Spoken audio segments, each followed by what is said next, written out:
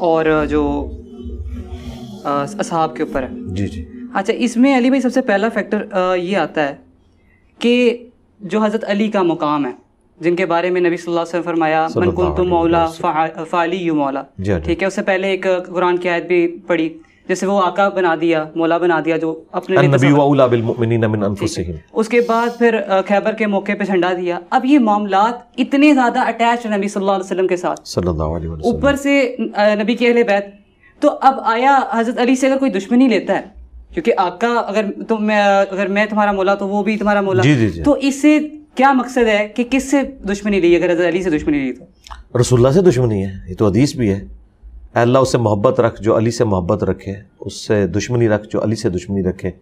یہ تو حدیث موجود ہے مسند احمد کے اندر اور سنن نسائی الکبریٰ کے اندر، اور مسلم شریف میں حدیث ہے علی سے محبت نہیں رکھے گا مگر مومن، علی سے بغض نہیں رکھے گا مگر منافق.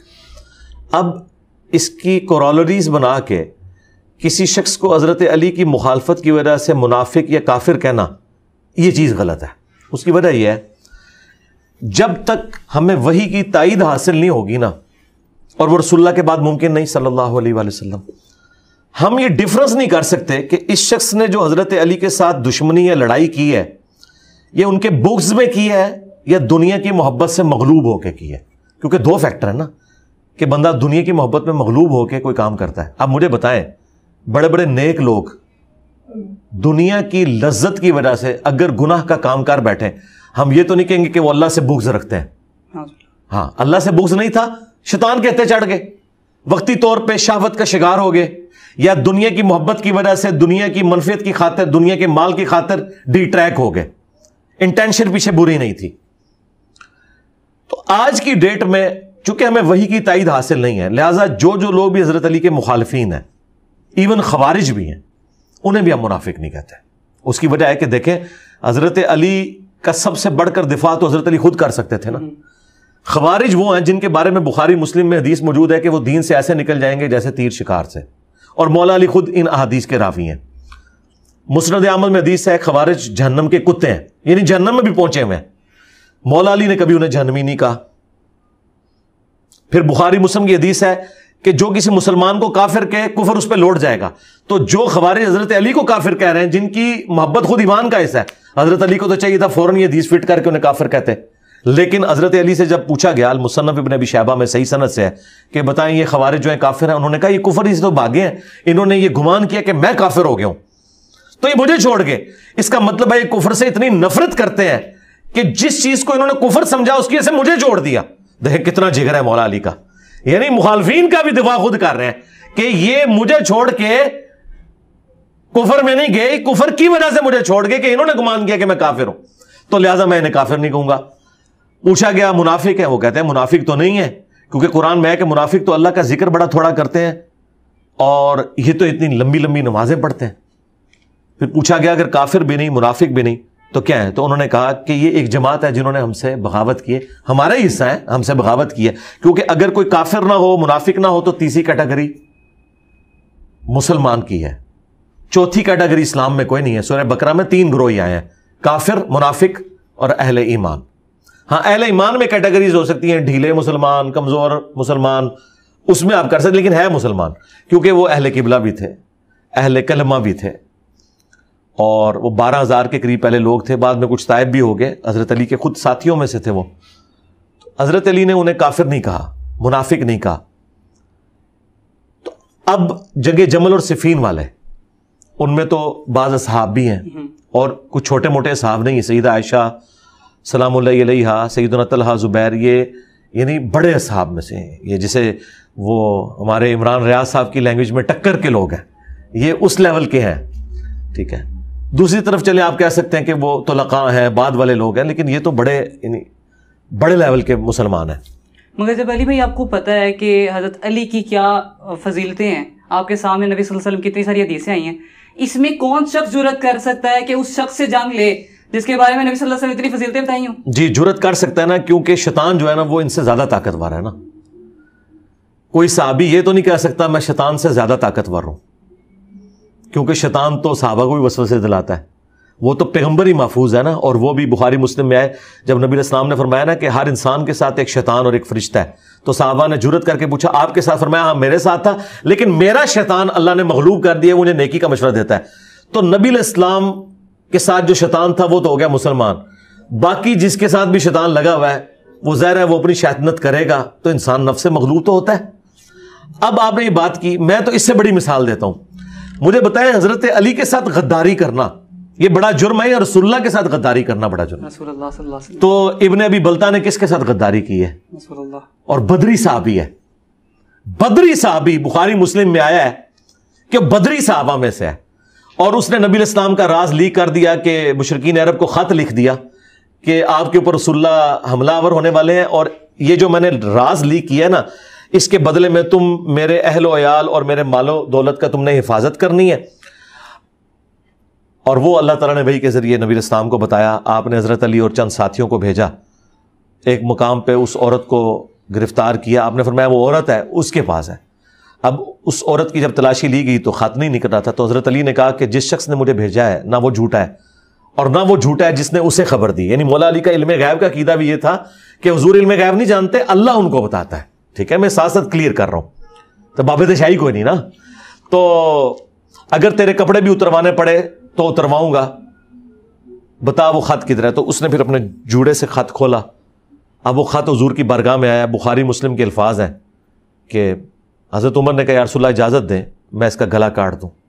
اب حضرت عمر کا ریاکشن بالکل جینون تھا, نبی کے ساتھ غداری کی. آپ نے فرمایا کہ عمر چھوڑ دو, اللہ تعالیٰ نے اصحاب بدر کی اگلی پچھلی غلطیاں معاف کر دی ہیں, اور یہ سب کچھ دنیا کی محبت کے غلبے کی وجہ سے ہوا. کیونکہ سورہ ممتحنہ میں پھر وہ آیات نازل ہوئی کہ تم لوگوں نے اللہ رسول کے دشمنوں کو اپنا دوست بنا لیا ہے, تمہارا ایمان کامل نہیں ہو سکتا جب تک کہ تم اپنی ٹاپ پرائرٹی اللہ رسول کو نہیں بنا لیتے اور دشمنوں سے اعلان برات نہیں کرتے. یہ ابن ابی بلتہ کے بارے میں آیات سورہ ممتحنہ کی نازل ہوئی, اور اس سے ایک اور مسئلہ نکلا جو امت کے لیے امام بخاری نے ایک ایسا مسئلہ اس سے اخذ کیا کہ جس کی وجہ سے میں سمجھتا ہوں کہ سنی شیعہ جو یہ قتل و غارت ہے ختم ہو سکتا ہے. امام بخاری نے اس حدیث کو چیپٹر کی ہیڈنگ میں لکھ کے نا اس سے رزلٹ نکالا کہ اگر کوئی شخص اپنے علم کی بنیاد پہ کسی مومن کو کافر کہہ لے تو وہ کافر نہیں ہوگا.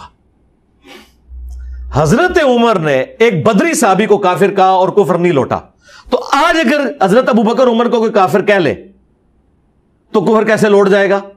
اگر حضرت عمر ایک بدری کو کافر کہے تو ان پہ کفر نہیں لوٹتا. کیوں؟ انہوں نے رزلٹ یہ نکالا کہ اس نے نبی کے ساتھ غداری کی ہے تو یہ کافر ہے, اور پھر حضرت عمر سے حضور نے توبہ بھی نہیں کروائی.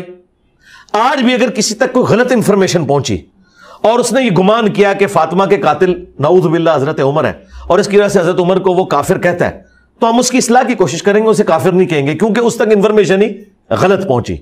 تو امام بخاری نے یہ لکھا ہے کہ اگر کوئی کسی صحابی کو کافر کہہ لے اس پہ کفر نہیں لوٹے گا اپنی غلط فہمی کی وجہ سے. یہ رزلٹ امام بخاری نے نکالا ہے, میں نے بیان کیا, یہ سارے میرے پیچھے پڑ گئے. تو اچھا ہو گیا, اس کے بعد آپ کو پتا چل گیا انہوں نے بخاری بھی کو نہیں پڑھی ہوئی, نہ وہابیوں نے پڑھی ہوئی ہے نہ سنیوں نے پڑھی ہوئی ہے, بخاری بھی میں ان کو آگے پڑھا رہا ہوں.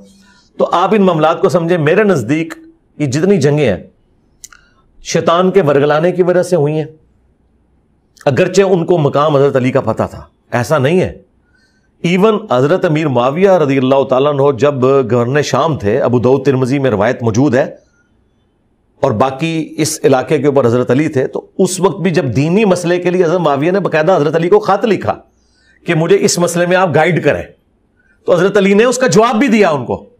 اس کا مطلب ہے وہ حضرت علی کا علمی مرتبہ بھی اپنے پہ مانتے تھے, اور حضرت علی بھی انہیں مسلمانوں کی طرح ٹریٹ کرتے تھے, یعنی غالی رافضیوں کی طرح یہ نہیں ہے کہ وہ حضرت معاویہ کو منافق سمجھتے تھے.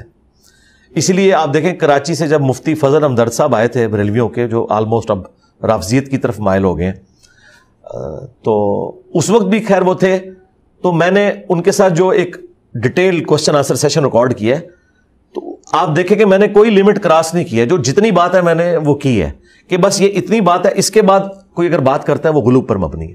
اسی لیے میں اوورآل جو اہل سنت کا منہج ہے اسے یعنی حق پہ مانتا ہوں, شیعہ کو بھی مسلمان سمجھتا ہوں, لیکن اہل سنت کا منہج حق پہ ہے کہ حضرت علی کی شان پہ انہوں نے کمپرومائز کوئی نہیں کیا, اور حضرت علی کی محبت میں مخالفین جو صحابہ کرام تھے, اصحاب جمل وہ تو اعلیٰ درجے کے مسلمان ہیں, یا اصحاب صفین بھی ہوں، ان کی تکفیر نہیں کی، بلکہ یہ کہا کہ انہیں غلطی لگی ہے اور اللہ تعالیٰ ان کی غلطیوں سے درگزر کرے، ہم حضرت علی کے ساتھی ہیں. یعنی انہوں نے وہ ایک ریڈ لائن کو کبھی کراس نہیں کیا، باوجود اس کے کہ حضرت علی کو وہ حق پہ مانتے تھے. انہوں نے مخالف جو پارٹی تھی ان کا احترام نہیں کام ہونے دیا. اور میں سمجھتا ہوں کہ مولا علی کا سب سے بڑا اگر کوئی شیعہ ہے نا پلانٹ ارتھ پہ تو عمار ابن یاسر ہے.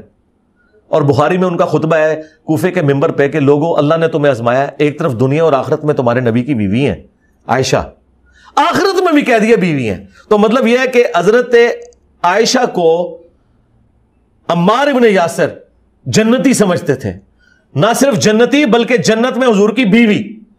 اس سے بڑا تو کوئی مرتبہ نہیں ہو سکتا. لیکن کہا کہ اللہ نے تمہیں آزمایا کہ تم اللہ کی اطاعت کرتے ہو یا عائشہ کی. یعنی اس وقت امیر المومنین کی اطاعت اللہ کی اطاعت ہے، کیونکہ وہ اولی الامر منکم ہے. وہ حضرت علی کو حق پہ ماننے کے باوجود حضرت عائشہ کا مرتبہ وہ کم نہیں کر رہے. اور دوسرا جو خطرناک رزلٹ اس میں سے نکل رہا ہے کہ عمار ابن یاسر حضرت عائشہ کی جنگ کو اللہ کے خلاف جنگ مان رہے ہیں، کیونکہ وہ کہہ رہے ہیں کہ اللہ تمہیں آزما رہا ہے کہ تم اللہ کی اطاعت کرتے ہو یا عائشہ کی. تو یہ تو چھوٹے چھوٹے الفاظ لے کے بیٹھے ہوئے ہیں کہ آپ نے کسی کو ظالم کہہ دیا، حالانکہ حدیث میں بدبخت کے الفاظ تھے، میں نے اسے نارملائز کیا تھا. شکی کا میں نے ترجمہ ظالم کر دیا تھا، چھوٹا لفظ استعمال کیا تھا. یا عمار ابن یاسر نے اہل صفین کے بارے میں سنن الکبریٰ البیہقی میں کہا کہ یہ کافر اور منافق نہیں ہے بلکہ یہ فاسق ہیں اور ظالم ہے. وہاں تو ظالم کا لفظ بھی موجود ہے. بخاری میں تو الفاظ ہیں کہ اللہ ورسز سیدہ عائشہ. یہی مطلب ہے، جائیں دنیا کی اسی عدالت میں لے جائیں کہ اس بات کا کیا مطلب ہے کہ اللہ تمہیں آزما رہا ہے کہ تم عائشہ کی اطاعت کرتے ہو یا اللہ کی. اس لیے تو شیخ البانی نے یہ ساری حدیثیں ایک جگہ جمع کی ہیں. وہ جو حدیث حوب جو کتے بھونکنے والی حدیث تھی اس کے تحت انہوں نے باقاعدہ لکھا ہے. انہوں نے کہا کہ یہ بات بالکل غلط ہے کہ اگر ہم کہیں کہ دونوں پارٹیاں درست تھیں، ہزاروں مسلمانوں کا خون ہم کس کے ہاتھوں پہ تلاش کریں. یہ ماننا پڑے گا کہ حضرت علی اور ان کے ساتھی حق پہ تھے، مخالفین جو ہے وہ غلطی پر تھے. ہاں ان کی غلطی اجتہادی تھی لیکن غلطی انہی کی تھی، حضرت علی حق پہ تھے. اب حضرت عائشہ کے معاملے میں تو حدیث مکمل ہوئی، حضرت عائشہ واپس چلے گئے، مگر نہیں واپس کوئی نہیں گئی ہیں جی. کہاں سے واپس گئی؟ حضرت علی نے جب انہیں واپس، ہاں لیکن جنگ پوری لڑی ہے نا، ہزاروں لوگ قتل ہوئے ہیں نا جی. پتہ چل گیا نا کہ نبی صلی اللہ علیہ وسلم کی حدیث مکمل ہو گئی جو انہوں نے کہا تھا کتے بھونکیں گے. مگر جب امیر معاویہ رضی اللہ تعالی عنہ کو جب انہیں پتا چلا تو انہوں نے آگے سے کہا کہ جی ہم نے کب قتل کروایا، اسے تو علی نہ لاتا ہمارے. پھر ٹھیک دیکھ لینا، حضرت علی نے بھی تو ان کو کوئی نہیں معاف کیا نا. حضرت عائشہ کو تو معاف کیا ہے اور 50 عورتوں کے ساتھ اور ساتھ ان کا اپنا بھائی محمد بن ابی بکر جس کی پرورش مولا علی نے کی تھی وہ ساتھ بھجوایا ہے اور حضور کی وصیت پہ عمل کیا ہے کہ جب وہ ایسا کرے گی اس کے گھر تک اسے پہنچا دینا. تو امیر شام کو تو معاف کوئی نہیں کیا نا، بلکہ کہا ہے کہ مصنف ابن ابی شیبہ میں کہ میں اللہ سے امید کرتا ہوں کہ میرے مخالفین بھی جنت میں چلے جائیں گے اور قیامت والے دن معاملہ جو ہے وہ میرے اور معاویہ کے درمیان اللہ کی بارگاہ میں طے پائے گا. تو حضرت علی نے اسے ڈیلے کر دیا ہے قیامت کے دن تک کے لیے. تو حضرت علی نے معاف بھی کوئی نہ کیا، الٹا قنوت نازلہ پڑی ہے اللہم علیک بمعاویۃ واشیعہ. تو اسی لیے ہم بنو امیہ سے تو ہماری صلح نہیں ہو سکتی. بنو امیہ سے مراد جو حضرت علی کے مخالفین ہیں. بنو امیہ میں کئی لوگ جنگ صفین میں حضرت علی کے ساتھی بھی تھے، ان کو تو ہم رضی اللہ عنہ کہتے ہیں، ان کو تو ہم احترام سے رضی اللہ عنہ تو خیر ان کو بھی کہہ رہے ہوتے ہیں لیکن ان کو تو ہم شیعان علی میں سے مانتے ہیں. تو اب اس معاملے پہ اب دیکھیں دونوں طرف الگ الگ بات آ رہی ہے حضرت عائشہ کے بعد، تو یہ دونوں معاملے مل تو نہیں سکتے؟ نہیں مل نہیں سکتے، یہ دو نمبری ہے اس کو ملانا. آج تک کسی نے ملایا بھی نہیں ہے، بالکل نہیں ملایا. اس لیے آپ دیکھیں کہ جو عموماً ٹرم بولی گئی ہے نا سختی کے ساتھ، باغی کی ٹرم وہ اصحاب صفین پہ بولی گئی ہے. اگرچہ اصحاب جبل بھی باغی تھے، پولیٹیکل تو باغی ہے نا جی، ٹی ٹی پی تھے نا اس زمانے کے.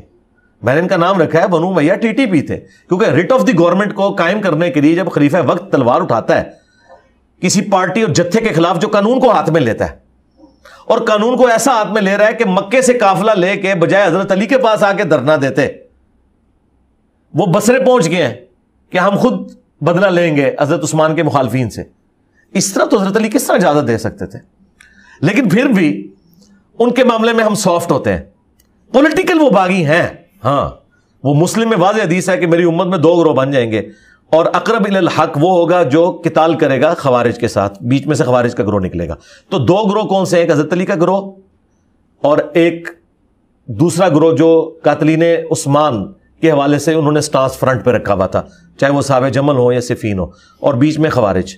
اور اقرب الی الحق کا مطلب حق کے قریب نہیں، حق والا ہے، کیونکہ سورہ آل عمران میں ہے کہ منافقین غزوہ احد کے دن اقرب تھے کفر کے ایز کمپیئر ٹو ایمان کے. حالانکہ منافق تو کافر ہوتا ہے، وہ تو مسلمان ہوتا ہی نہیں ہے. یہ ایک محاورتاً جملہ بولا گیا. تو جو اصحاب جمل ہے، چونکہ انہوں نے رجوع کیا، حضرت طلحہ بھی جنگ چھوڑ گئے، حضرت زبیر نے بھی جنگ چھوڑ دی اور انہیں شرمندگی تھی، تو اس لیے وہ تو رجوع کی طرف چلے گئے. عائشہ کا بھی رجوع آ گیا، اس لیے ان کے بارے میں لوگ تھوڑا سافٹ گفتگو کرتے ہیں. ادروائز پولیٹیکلی جو خلیفہ وقت کے خلاف کھڑا ہوتا ہے وہ باغی ہے، لیکن یہ بغاوت اسلام سے نہیں بلکہ پولیٹیکل ٹرم میں بغاوت ہے. یہ کوئی کفر والا مسئلہ نہیں ہے. وہ قرآن میں ہے، دو مسلمانوں کے گروہ اگر لڑ پڑیں اور اگر ایک گروہ باغی ہوتا ہے اس کو تلوار کے ذریعے آمادہ کرو. اللہ نے قرآن میں ایسے گروہ کو مسلمان کہا ہے، تو مسلمان بھی مسلمان سے لڑ سکتا ہے. وہ پولیٹیکل ٹرم میں اس کے لیے بغاوت کا لفظ قرآن کہتے ہیں، باغی لکھا ہے، قرآن میں لکھا ہوا ہے. حضرت علی نے سورہ حجرات کی آیت نمبر 9 کے تحت جو جنگ جمل لڑی ہے وہ قرآن میں لکھا ہوا تھا کہ اگر گروہ باغی ہو جائے تو آپ نے اس سے قتال کرنا ہے، تو آپ نے قتال کیا ہے. تو یہ جو قتال ہے یہ پولیٹیکل ٹرم میں باغی ہے. لیکن جو اصحاب صفین ہیں ان لوگوں نے چونکہ توبہ نہیں کی ہے، لہٰذا ہم جو صحابیت والا احترام ہے وہ اپنی جگہ کرتے ہیں، لیکن ظاہر ہے ان کا سٹیٹس جو ہے وہ اصحاب جمل والا تو نہیں ہو سکتا.